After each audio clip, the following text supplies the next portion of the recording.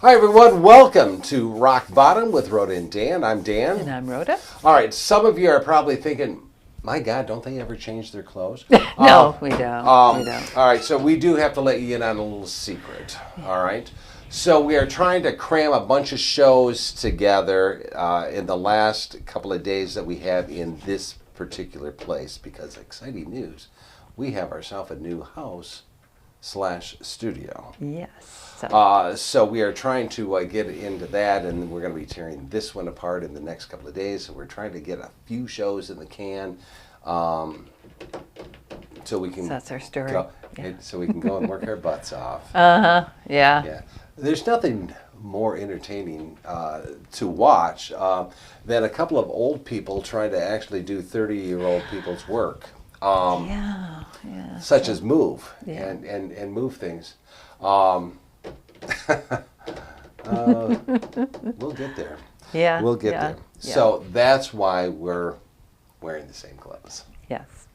And we packed everything else, so yeah. That we did. So if you see us in the next 4 or 5 weeks, we might be wearing the same clothes. But Probably. anyway, Probably. unless we find the clothes, and then it's fine. Yeah. We're kind of talking it over, and we're thinking about maybe every few shows taking 1, 2, or 3 people in the Trump administration and just not quite dissecting them, but spotlighting them is probably a better term. Yes. All right?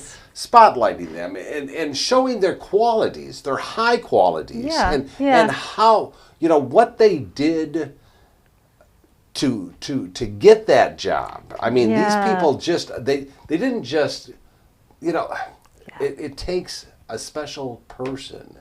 They have to know what the hell they're doing to be able to get into that position. Right. And so we've decided, sometimes we're not fair, and so we're going to spotlight these people. Yes, and let you decide. And I probably should say that we might be a little biased. So if you really want to know more about them, do your own homework. Yeah, right. We're going to tell you what we know about them, and yeah. And then you decide. Yes.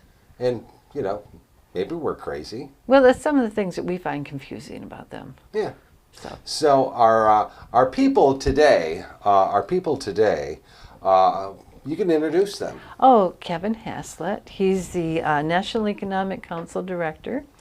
Mm-hmm. And Bill Pulte, he's going to be the Acting Director of National Intelligence. Now, bear in mind, he's taken over for whom? Oh, Tulsi Gabbard. Oh, right. Who is she left? She resigned to care for her husband who has cancer, which so very noble thing. Yep, absolutely. And of course, Scott Bessent. Oh my gosh, he is. Out of everybody on Trump's cabinet, I think Scott is probably my favorite. He is this Treasury Secretary, he's just the epitome of the common man. Absolutely, he is by far. I mean, my God, head and shoulders, so much higher than everyone else. Oh yeah, yep.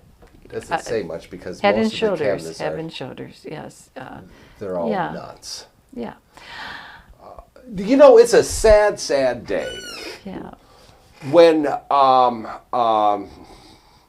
Mario, no, that's not it. What's his name? Secretary of State. Marco. Marco Rubio. Marco. Yes. Like Marco Polo. Yes. Marco Polo. Yes. It's a sad, sad day. Yes. When Marco is the highest on the list. Yeah. He's the best one out of all of them. Sad day. That would be like saying Lindsey Graham is the best senator ever.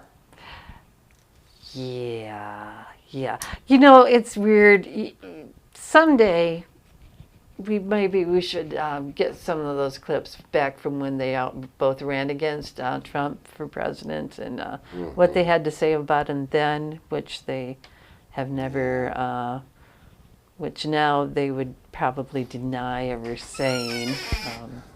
Marco especially. Do you he suppose... talked about Trump's small hands. Oh, remember? yeah. Oh, yeah. Big thing about that. Do you suppose that Trump's butt is all chapped? Oh, I think Lindsay, I can see Lindsay rubbing cream on it and keeping it from getting chapped for some reason. Yeah, I bet. Yeah, I probably shouldn't say things like that, but I can kind of...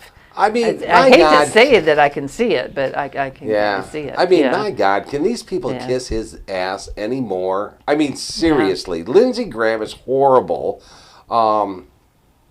Ted Cruz is just about as bad, but anyways, let's talk about these three fine individuals. Okay. Individuals. Well, okay, let's start with the National Economic Council Director, Kevin Hassett. Okay. Yeah, he kind of... I just think all of these guys have a hard time with the let me just get this off there. All right, let me just get relating to the everyday people. I don't know why. I don't know why. Right. Maybe because they've made billions or at least millions in their private life, and so it might be or inherited it or whatever. But anyway, they have a hard time with Kevin Hassett has a hard time with people complaining about affordability.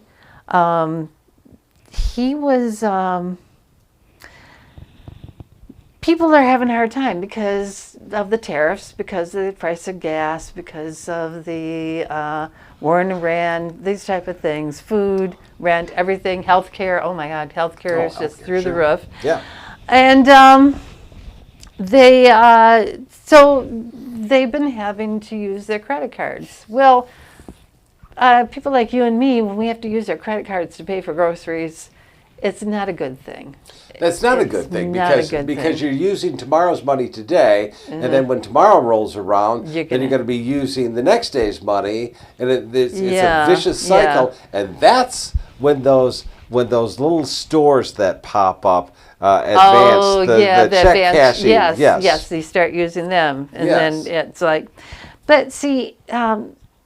Kevin thinks that it means that everything is great because people are so excited and so optimistic about the future that they're charging things because of that, because that's a good thing. But when journalists said, the delinquency rate's getting up to 13%, which is not a good thing. It's not a good thing. 13% delinquency rate? Yeah. Now, most of us say, oh my God, people are really hurting because they have to put things on credit that they need. But he said, no, don't worry about it. The credit cards are going to be fine. The credit company is going to be fine. That's what he's afraid that we're worried about, the credit company. The credit card companies are going to be fine. Yes, so don't worry about that. Companies that we really give a flying whatever about, Kevin. Really, we don't care. They will be fine. Well, see, and with prices going up, that just means there's more consumer demand, and that's a good thing to have more consumer demand. So, and he calls himself a what? Yeah, he's the National Economic Council Director.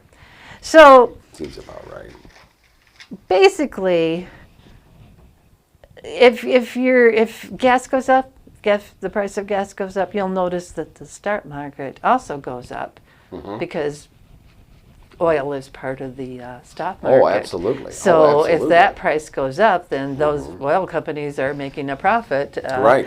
And that's what they assume. And so that's just so. So you and I might worried about getting to work. Well, not anywhere we don't work, but we work right here. Yeah, this is our job. This is what we do. So. But back in the day, that was a big thing. You're trying to pay that much for gas. Yeah. And we didn't do very many vacations and things like that. You know, for some, couldn't. well, yeah, Yeah, exactly. yeah. You know, for some ungodly reason, and, Yeah. and this is just so simple that even a guy like me can figure this out.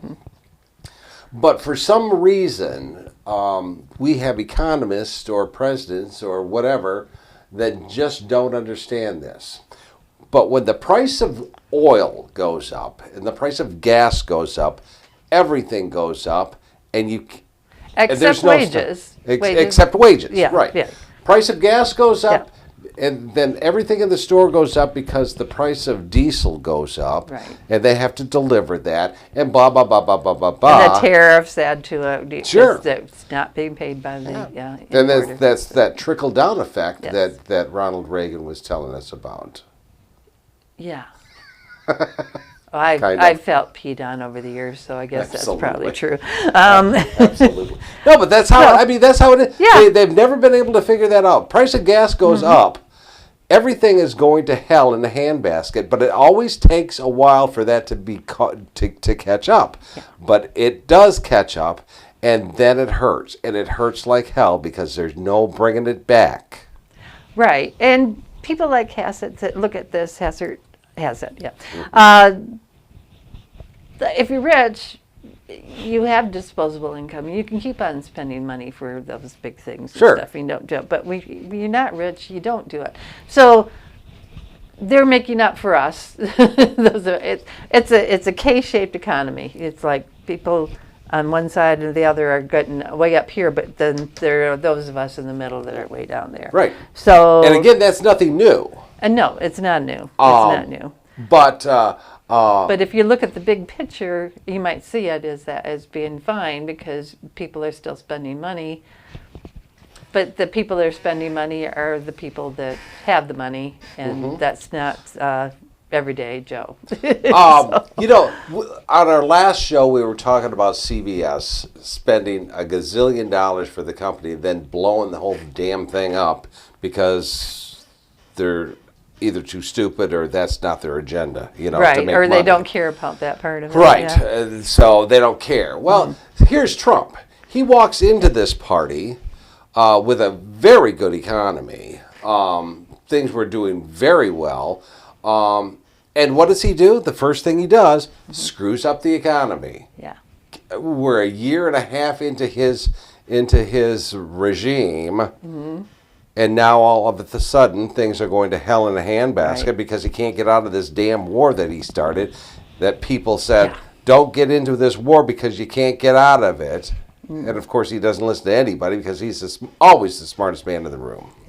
Well, Kevin Hassett is probably one of those type of people too, smartest men in the world. Oh, absolutely. Because he said that people having cost of living consumers that say, take those polls and say, yeah, things are going to hell for me and things are bad.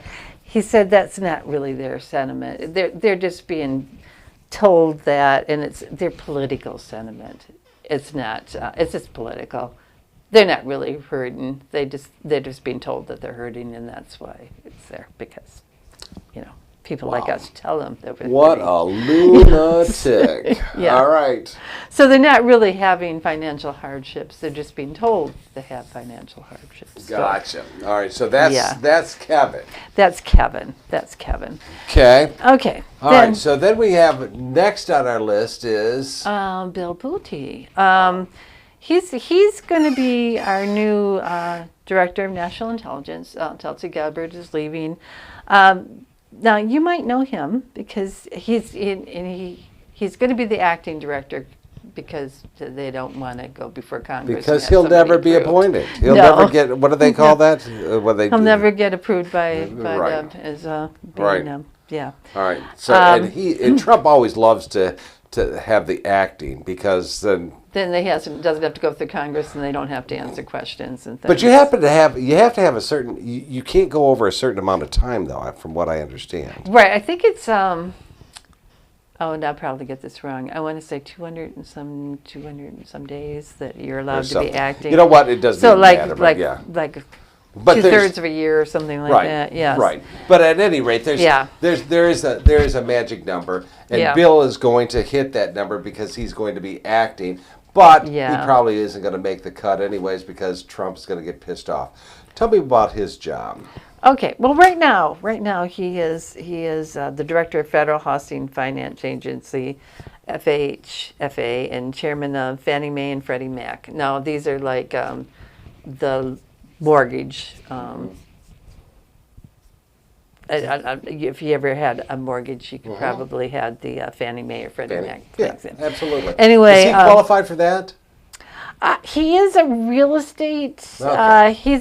He's the grandson of the founder of the Pulte Group. It's a massive U.S. residential home builder.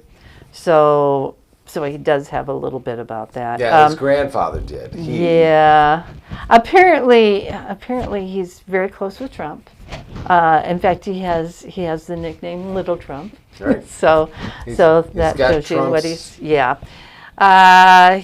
So he's trying to consolidate total power over Fannie Mae and Freddie Mac. He fired boards and named himself chairman, and he's backing Trump's 50-year mortgage plan, which is kind of ridiculous because usually they try not to get you to have like over a 30-year mortgage because your payments might be lower, but you're paying like the first 20 years probably paying all interest. But anyway, it's like, or mostly interest. It's like a 10-year car loan. Okay? Yeah, I know. It's like a 10-year car loan. Yeah.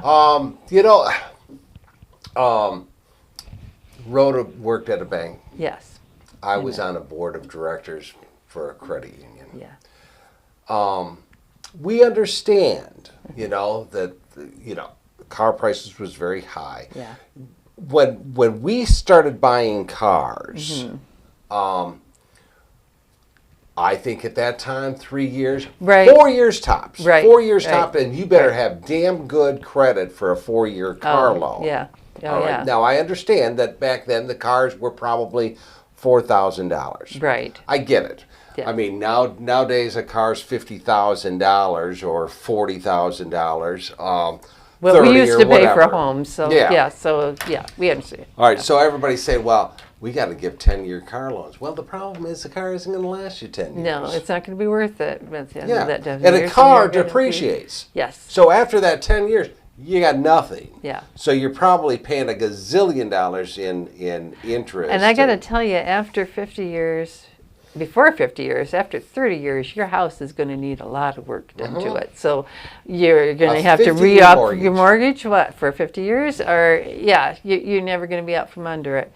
That's going to get them in trouble. And here's the problem. Yes. It's not going to bother Trump. No. Okay? That's the issue. Yeah. They passed this crap. They're not going to take the heat for it. Oh, no. Nope. Back in the housing, remember? Right. The housing problems, right. The housing mortgage problems back then. Yeah. I don't know. Anyways, continue. But 50-year mortgage is ridiculous. It really is. Oh, but he's going to stay in charge of that.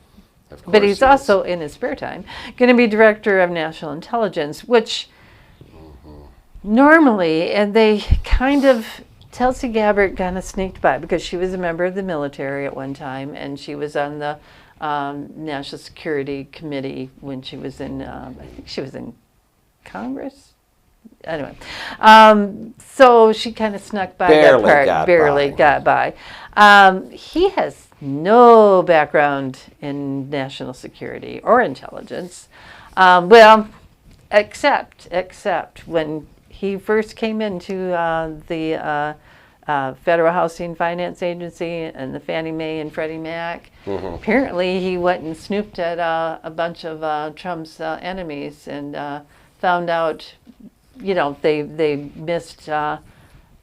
Like on their mortgage application, they checked something. He was the weasel. Yeah, he was the weasel that, Letitia James, the New York Attorney General, Adam Schiff, California Senator, Eric Swalwell, former Democratic representative, and Lisa Cook, Federal Reserve Governor. He's the one that said, hey, something's funny here. You wash this hand, I'll wash this hand. So he used that intelligence. So maybe that's why. So he did him a favor. That's the problem. That's the problem with Trump, because as long as you're loyal to him, he isn't going to be loyal to you. But he'll get you a good job until it's time to throw you under the bus. Right. Apparently, though, the Government Accountability Offices, which is a nonpartisan organization, they're investigating into whether he improperly misused federal housing resources and authority to launch politically motivated attacks. Thank you. Yes. Some of the Senate, even the majority leader, the Republican, John Thune, said he's got a lengthy road ahead of him if he seeks to make it permanent. I don't think he's going to seek to do that. They're still going to rubber stamp it. They will, because... You think even once he... sure. These Republicans all say the same thing. He's going to have a hell of a time. He's got my vote. Yeah. They do it all the time. I know. This is national intelligence, so I mean, anyway, apparently, I don't think it matters. They're also, these are Democratic senators, Ron Wyden and Elizabeth Warren. They want answers from him that there are allegations that he may have improperly funneled cash out of a private charity to a law group tied to Trump's legal defense. I hope somebody gets some answers. I hope so. Yeah. So, that's another guy that might not be in touch with the common man. Pillar of society. Pillar of society. Talking about pillar of society, as you can see from this picture. And certainly not least, Scott Bessent, yes. What a marvelous human being. Yeah. Anytime that guy is on TV, I run. Run to listen to him speak, because I think he is probably the most intelligent person that Trump has on his cabinet. I like it when you tell jokes. God, he is such a buffoon. Okay. He is such a buffoon, man. I tell you. Yeah. All right, let's hear his sheet. Okay. Well, as you might have noticed, the Iran war. It's not an war. I know it's an excursion. It's a temporary whatever. It's a little fracas. It's a ruckus. Ruckus. A little ruckus. I like ruckus. It's a little ruckus. It's a little ruckus. Yeah. We can't call it a war, because then it would have to go for Congress and be approved. So whatever ruckus. It is, it's an extended peace thing that momentarily, every once in a while, turns into a it's a ceasefire. Yeah, ceasefire. And that's anytime, every once in a while, it'll turn into like the OK Corral. Yeah. For a few hours, and then it's a ceasefire again. It's a ceasefire. Yeah. Okay. Yeah. It's a ceasefire with moments of war, but not a real war. I guess. Anyway, but the Iranians are kind of taking it seriously, so they're. I would, because their country's being bombed. They're getting the hell bombed out of them. Right. And they're bombing the hell out of other countries, and. Right. And they've closed the Strait of Hormuz, which a lot of the world's oil goes through. So, and that causes a lot of problems. A lot of problems. Like gasoline and diesel prices have gone over like 40%. Sky high. Yeah, and so that makes everything go up. We've talked about this before. Everything, once diesel oil goes up, and everything, or diesel gas goes up. Everything. Your groceries go up. there are other things like tariffs and things, but yeah, things are inflation is going up. Absolutely. And it's like 3 something now when it was only 2 something when Donald took it over. But Scott assures people that it's only a blip. It's, everything's fine. Is that guy for real? Because honest to God, he looks like he's somebody, he looks like plastic is what he looks like. He does. He does. That's a cartoon has him wrinkles, but nobody. He is the kind that would hold his teacup like that. I think. Anyway, that's my idea. But probably. I could be wrong. But he does, man. I tell you what, there's just something about him. He looks like. Remember Burt Reynolds? Oh yeah. He had before he passed away, he had a lot of work done. A lot of plastic surgery. And they left a lot of plastic in there. Yeah. And it did not look well. Scott Bessent, man, I don't know. There's just something about that guy. I look at him and I think, what the hell's wrong with you? I mean, well, it's probably just very similar to what you people are thinking right now. Yeah. What the hell's wrong with him? Well, he just does probably a very good skin regimen, and so it's not that good. Oh, okay. Well, I don't know then. No, I don't know. I look at him and think, wow. I don't know. Yeah. I don't know. Yeah. Anyways. Anyway, he thinks that that most people are thinking that with the just like Kevin Hassett, he just doesn't believe that the polls are that people just don't understand. Just don't understand that it's just going to be a minute. Don't worry about it. Everything will go back to normal. Even though everybody says, even if the war whatever, not what we're calling a war, which we're calling a ceasefire with episodes of war, is not going to last very long. Even if it stopped today, it's still going to be many months before we get back to. Rubio said yesterday the war is over. Oh, okay. Well, it's still going to be many months before things get back to normal. Cory Booker said, "No, it's not. No, it's not. What are you, a fool?" Yeah. Yes, he is.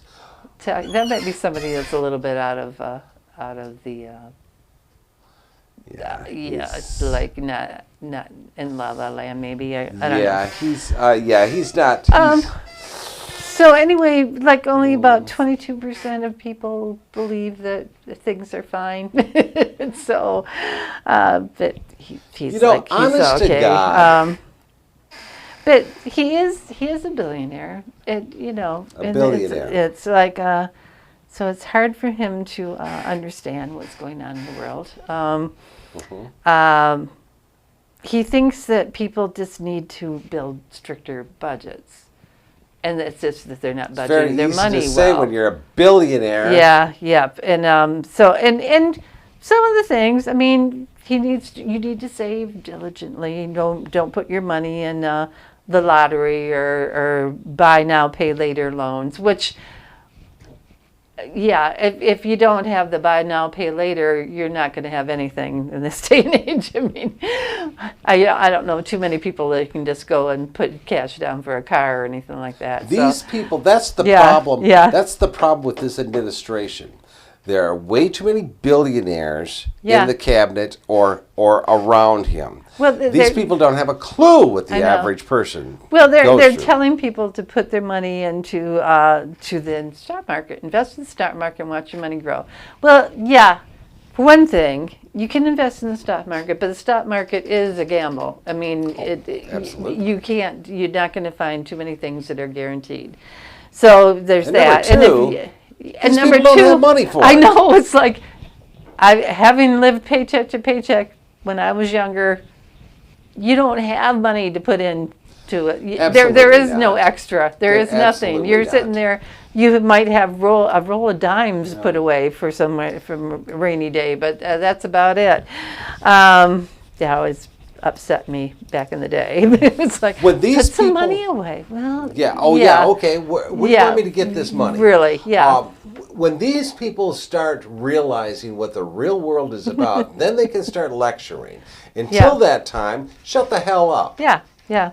It's like, so, yeah, lecturing people. Well, yeah, that's one thing. Some of the watch groups are saying, wait a minute, you're the Secretary of Treasury and you're lecturing us on debt when the deficit is as large as it is. It's like, like Republicans usually they print the money out for them each other. It's like, you want to lecture us taxpayers about managing our money when that goon that you work for just tried to steal almost $2 billion to a guy that doesn't pay his fair share of taxes is stealing from the taxpayer to pay goons that crapped on the Capitol floor. Right.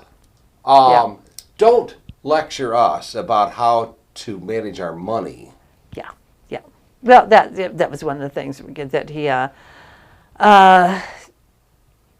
about the $1.776 billion thing, compensation funds. Yep.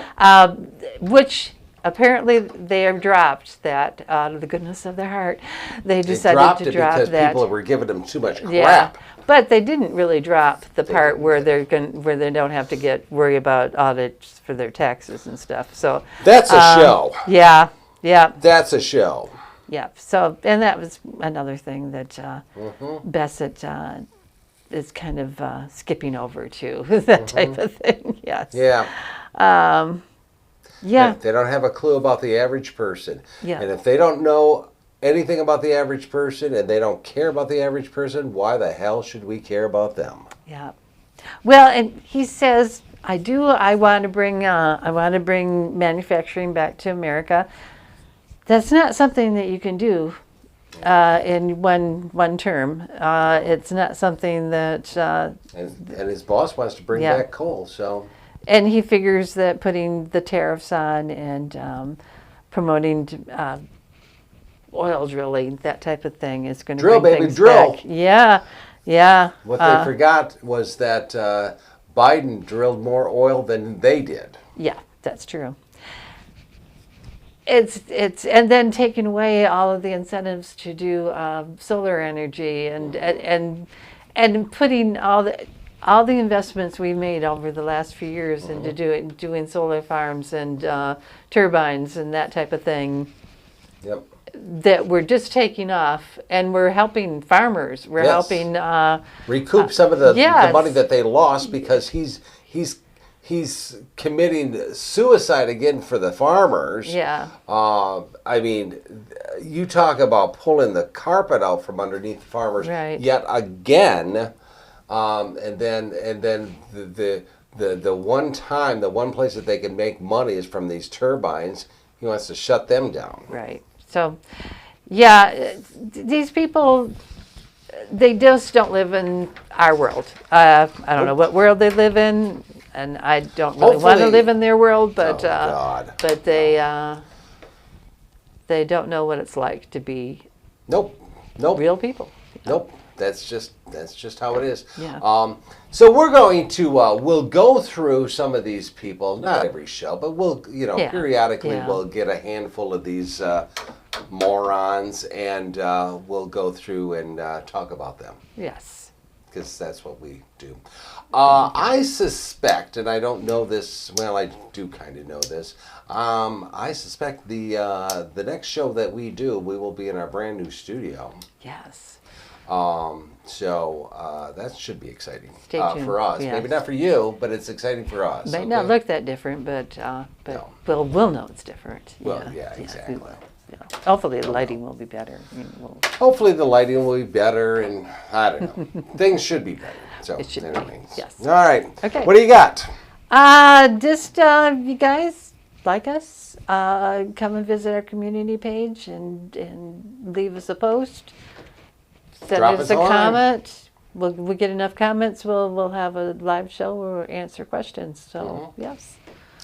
Such as I know a lot of people are thinking that what do you do to your hair to make it look so good? And yeah, we both were. Yeah. I comb it once a week, so oh, that's what I do. I should do that. That's what I do. I should do that. So, anyways, drop us a line. Yes. All right, thanks. Thanks, guys.